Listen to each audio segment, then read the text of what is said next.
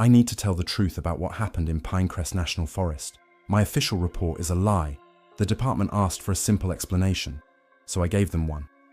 I said the 3 missing campers probably got lost or injured, that the darkness confused me.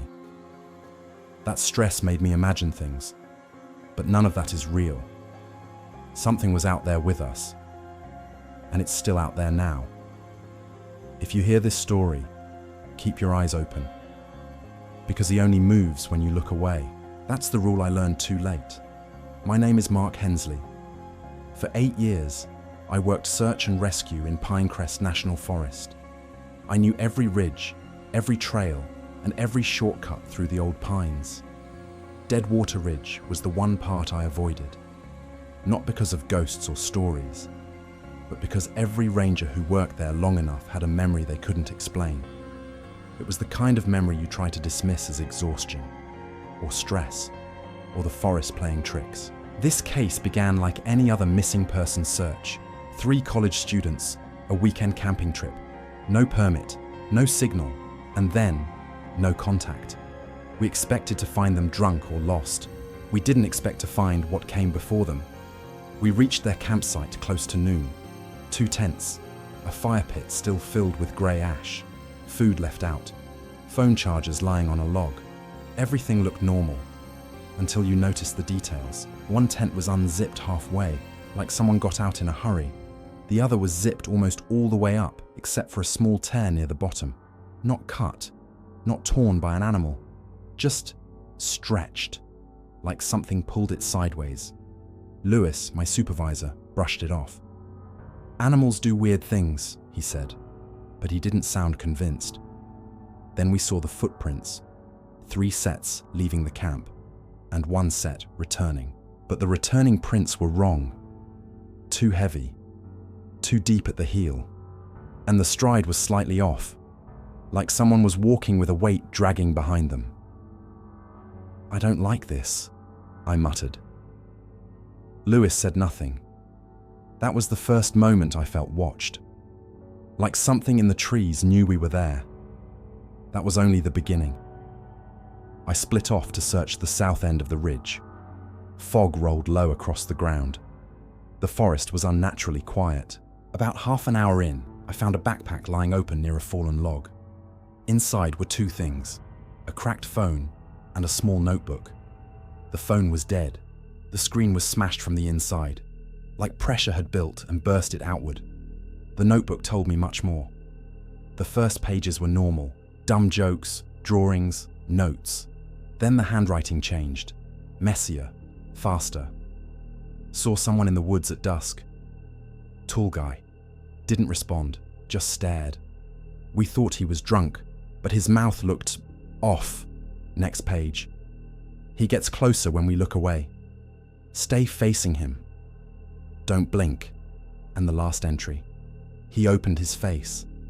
My hands went cold. The air felt heavier. Something was watching me, close enough that I felt the pressure behind my back. I should have turned around, but I didn't.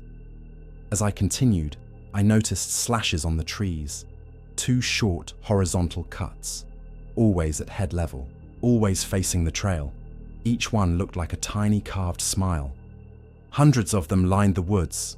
Someone, or something, was marking a path, and I was following it without thinking. I radioed Lewis. "Do you know about these cuts?" Long pause. Static. Then, "Ignore them. Kids mess around." He didn't believe that, and neither did I. Then the radio crackled again. But this time, it wasn't Lewis. A whisper slid through the static. My name. Drawn out. Slow. "Mark!" I froze. The voice sounded like one of the lost campers, but deeper, wrong, like someone pulling sound through a broken throat. "Lewis, did you hear that?" Only static answered. That was the moment I realized the forest around me had gone silent, like it was waiting. I saw him 30 minutes later, a tall shape standing between 2 pine trees. Still, too still. He wore a torn jacket, mud-caked boots, head tilted slightly, as if he was studying me. For a moment, I thought he was one of the campers, but the longer I looked, the more something felt wrong. His shoulders were too low, arms too long, chest not rising, not breathing. "Sir?" I called. "Search and rescue." No response. I stepped forward. He stepped backward, but only when I blinked. Not a full step. Just a shift, a jerk, as if he teleported a few inches. I blinked again. He moved again. Tiny, unnatural jumps. Only between the seconds my eyes were closed. My stomach twisted. I whispered to myself, "He only moves when I'm not looking." That was his rule. The rule the notebook warned about. I should have turned away. But I looked, and that's when he opened his face. It happened slowly, almost gently. The corners of his lips twitched. Then the skin at the sides of his mouth began to peel apart. Not downwards, but sideways, toward his ears. Like someone was unzipping a mask. A wet stretching sound filled the air. Quiet, but sharp, like muscle pulling away from bone. His mouth split open into a long, curved smile, too wide, too black inside. A tunnel instead of a throat, no teeth, no tongue, just emptiness. He took one step forward, but I didn't blink. Not once. My eyes burned. Tears blurred my vision. He twitched closer with every teardrop, every shaky eyelid. A predator waiting for me to make a single mistake. My eyes flicked to the side, just for a second, and in that second, he crossed half the distance between us. I ran. Branches slapped my face. Roots grabbed my boots. My lungs burned. Every few steps, I heard him shift behind me. Tiny, teleporting snaps of movement, like he was flickering through the trees. I tried the radio again. "Lewis, I need backup. Something's..." Static, then faint breathing. Not mine, not human. A deep, ragged inhale right next to my ear.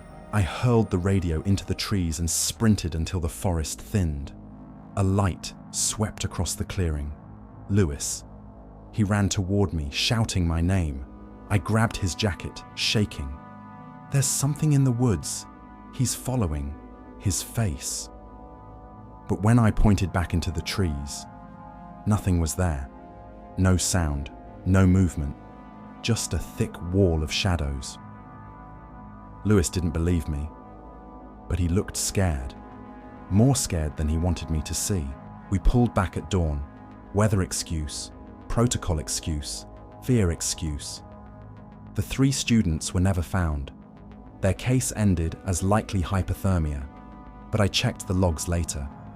Every decade, the same ridge, the same pattern, the same disappearances, and the same description.